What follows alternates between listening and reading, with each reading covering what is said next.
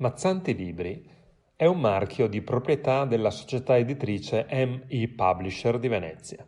Pubblica editoria tradizionale, narrativa, saggistica, manualistica ed elettronica, ebook e app.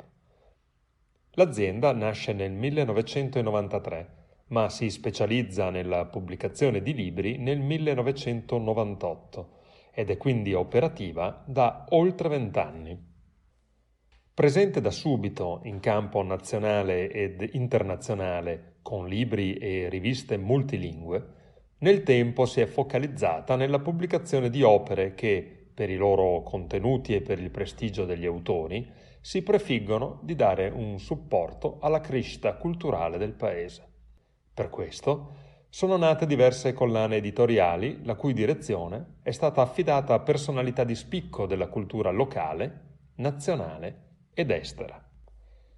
Nel settore della narrativa, iniziata dando spazio a giornalisti che si sono dedicati alla letteratura, oggi la casa editrice propone romanzi e racconti di vario genere, una collana giallo e nero dedicata ai polizieschi, thriller e noir, senza dimenticare di dare spazio ai giovani con la recente nascita della serie Troppo giovani per non scrivere.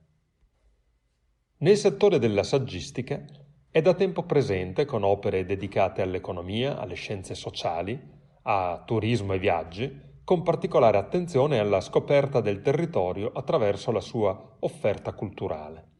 In particolare, Mazzanti Libri si concentra sui temi degli affari internazionali, pubblicando la rivista bilingue Atlantis e i libri delle collane Osservatorio Globale, Società Aperta, Studi Strategici.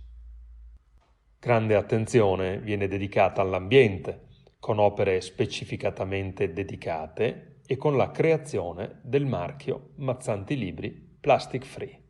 Sempre attenta alle sfide dell'innovazione e al futuro del libro come strumento di veicolazione del pensiero, nel 2019 ha registrato il marchio MetaLiber, una nuova modalità di pubblicazione dei libri cartacei in grado di fornire ai lettori, tramite un'app gratuita, ulteriori contenuti, ma soprattutto una nuova esperienza di lettura tramite l'audiolibro, contenuto nella stessa opera stampa, letto direttamente dall'autore. Mazzanti Libri. Benvenuti nell'editoria del futuro.